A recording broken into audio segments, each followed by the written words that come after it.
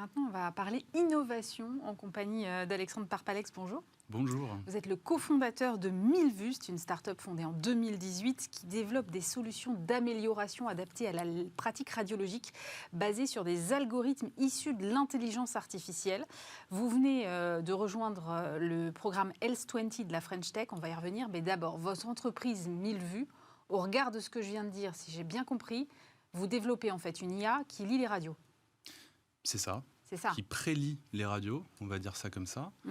Alors, moi, je suis radiologue de formation. D'accord. J'ai un parcours de scientifique et j'ai rencontré, dans le courant des années 2016-2017, des ingénieurs polytechniciens qui sont experts en intelligence artificielle. D'accord.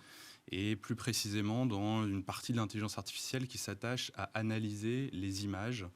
Et donc, on s'est lancé dans cette idée de se dire comment ces nouvelles technologies peuvent aider les médecins au quotidien et aussi les radiologues dans l'analyse de ces images, dans la priorisation des lectures d'examen pour aller plus vite et être plus pertinent sur le diagnostic. Et quel degré de fiabilité aujourd'hui vous avez développé par rapport à un œil humain? L'IA, elle est meilleure? Elle est moins bonne? À quelle proportion ça se joue? Ça dépend des pathologies dont on parle.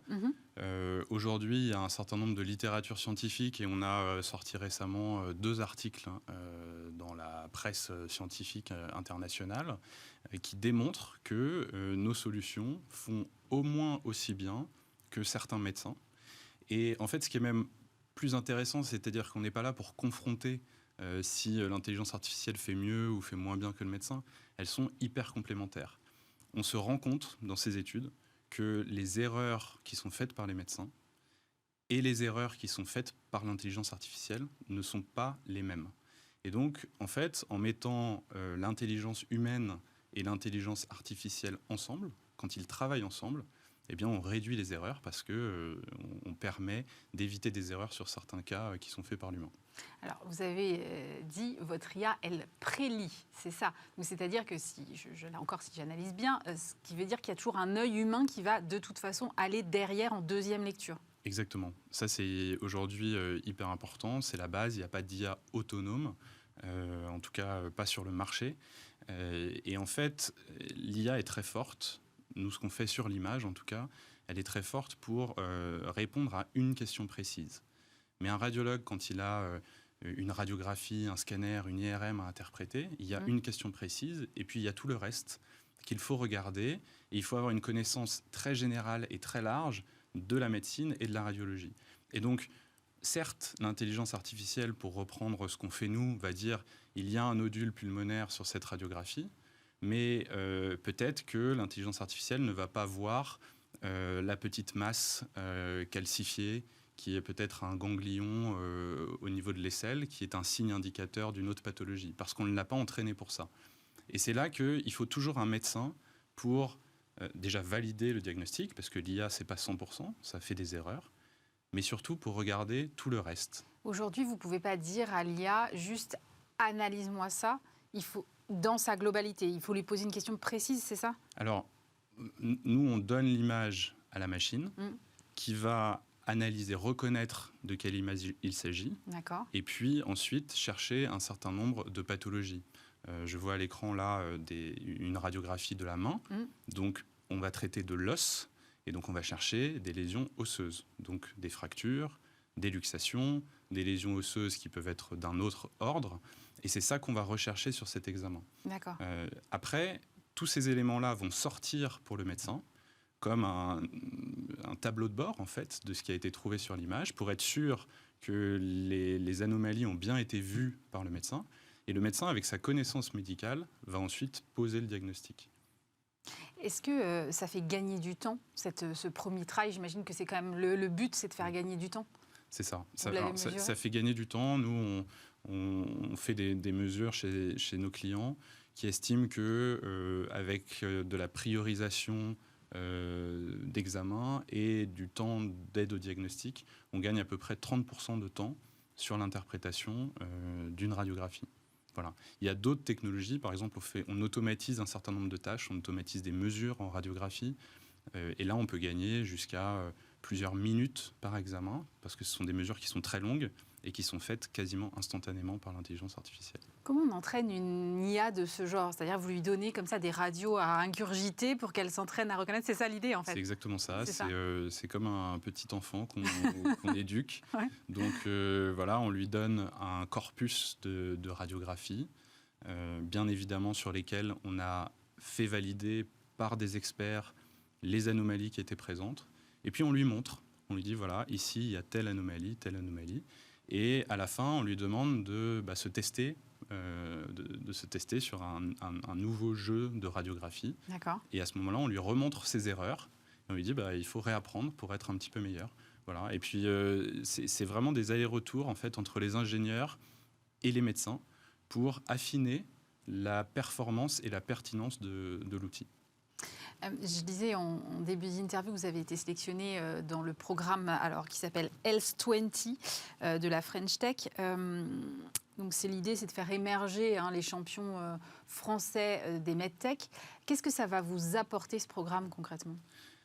Alors déjà, on est très fiers de participer à ce programme. C'est la première promotion de la mission French Tech, Health 20. Et c'est vraiment porté par l'Agence Innovation Santé. L'objectif, c'est de déployer à grande échelle des solutions hyper innovantes et qui sont stratégiques pour la souveraineté française. En termes de technologie, évidemment, on parle d'intelligence artificielle, mais aussi en termes de santé. Et alors, ça, c'est l'enjeu commun, on va dire. Et pour nous, ce que ça va nous apporter, évidemment, de la visibilité.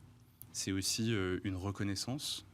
Ça fait toujours plaisir quand, et par nos pairs, nos clients, les radiologues, et par les institutions et au niveau de l'État, on est soutenu. Donc la visibilité et la reconnaissance. Et puis nos enjeux aujourd'hui, on est une société commerciale, on a un peu plus de 130 clients en France et en Europe, et on a des gros enjeux pour s'étendre à l'international.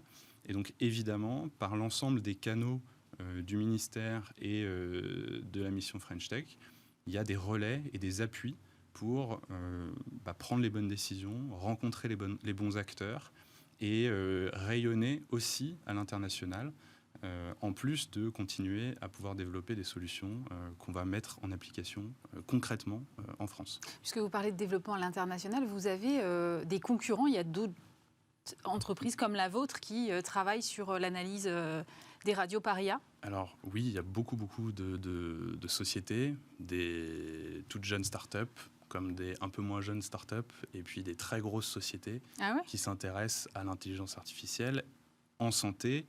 Et quand on fait un zoom encore plus proche, en radiologie et en radiographie. Donc il y en a un certain nombre en France, il y en a un certain nombre en Europe, il y en a aussi outre-Atlantique. Et donc il y a un vrai enjeu de performance, de visibilité et d'implantation sur le marché. Donc voilà, la maturité de notre solution, ça fait maintenant 5 ans qu'on travaille sur ces questions-là, qu'on a fondé la société. Donc on a une bonne expérience de à la fois ce qu'attendent les médecins, ce qu'attendent les radiologues, et puis de comment on va mettre ces innovations en pratique dans la vie courante. Donc on est assez bien placé pour accélérer à l'international. Comment ils vous accueillent justement, les radiologues ? Ils ne se disent pas « Oh là là, ça y est, je caricature évidemment, une IA qui va piquer mon boulot ». Alors c'est pas forcément une caricature, c'est un vrai sujet, c'est une vraie question. J'ai le sentiment, mais peut-être que je suis un peu biaisé parce que je travaille dans ce domaine-là depuis maintenant longtemps, que c'est une question qui est un petit peu dépassée. En tout cas, en France et dans beaucoup de pays, les sociétés savantes, donc la Société française de radiologie notamment, le Collège des enseignants de radiologie, se sont beaucoup impliqués dans ces questions-là. Parce qu'il y a 2 enjeux. Il y a effectivement quelle va être la transformation du métier de radiologue. Et puis surtout, comment on continue à attirer les jeunes médecins pour faire de la radiologie. Parce qu'on aura toujours besoin de radiologues. Comme j'ai expliqué tout à l'heure au début, ce sont des solutions qui sont parfaitement complémentaires du radiologue. Donc il ne faut pas faire peur aux nouvelles générations en leur disant la radiologie va disparaître. Ce qui avait été prédit il y a quelques années ne s'est pas réalisé. Et puis, vous n'avez pas manqué de noter révolution autour de l'IA générative, de GPT. Ou de son équivalent en image d'ailleurs. Ou de son équivalent en image. Et donc, effectivement, là, il y a probablement une deuxième phase pour continuer à convaincre de l'intérêt d'avoir de la connaissance médicale, d'être médecin et de pouvoir agréger des données. Certes, ces données seront peut-être mises à disposition de façon beaucoup plus facile, beaucoup plus rapide, beaucoup plus pertinente et consistante. Mais derrière, le médecin, il aura toujours son savoir-faire. Et c'est vraiment de cette combinaison que le bon diagnostic et la sécurité du patient va tenir. Merci beaucoup Alexandre Parpalex. Je rappelle que vous êtes le cofondateur de 1000 vues.